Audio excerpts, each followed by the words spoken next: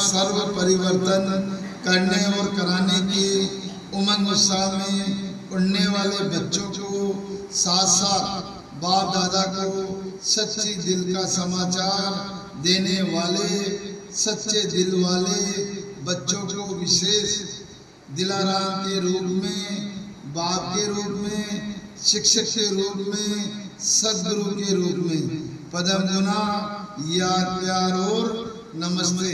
ऐसे मीठे प्यारे बाप दादा को भी हम बच्चों का याद प्यार और नमस्ते नमस्ते नमस्ते। और हम बच्चे रहेंगे सदा हंसते हंसते, बन जाएंगे बाबा के फरिश्ते।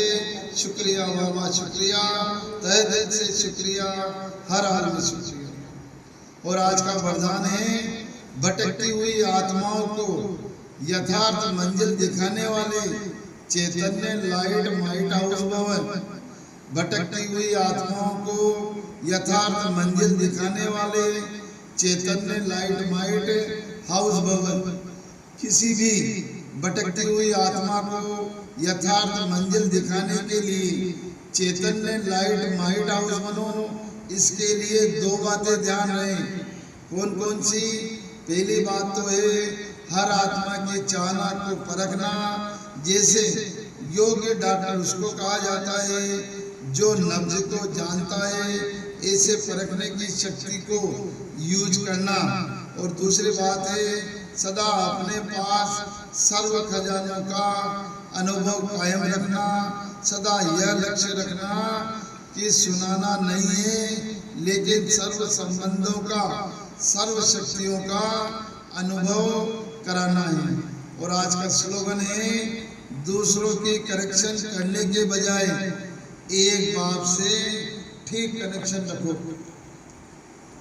दूसरों की करेक्शन करने के बजाय एक बाप से ठीक कनेक्शन रखो। अब व्यक्ति सारे रूहानी रॉयल्टी और प्योरिटी की पर्सनैलिटी धारण करो। आज निजी स्वरूप व वरदानी स्वरूप सदा स्मृति में रहे तो अपवित्रता और विस्मृति का नाम निशान समाप्त हो जाएगा। विस्मृति व अपवित्रता क्या होती है? अब इसकी अविद्या होनी चाहिए।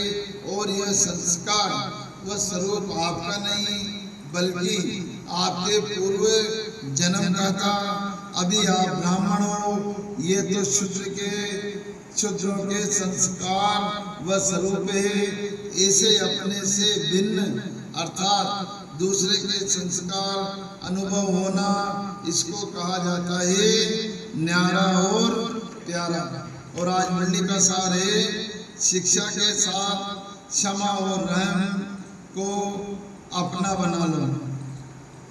दुआएं दो और दुआएं लो तो आपका घर क्या बन जाएगा? आश्रम बन जाएगा। तो आज अपन मुरली से 5 बातें लेंगे। तो पहली बात तो अपनी हो जाएगी शिक्षा के साथ क्षमा और रहम को अपना बना लो और दुआएं दो और दुआएं लो। और दूसरी बात हो जाएगी हमारी प्राप्तियों को स्मृति में रखें तो भरपूर हो जाएंगे। जो बाबा से अपने को प्राप्तियां हुई है उनको सदा स्मृति में रखो तो आप भरपूर हो जाएंगे। और तीसरी बात हो गई अपनी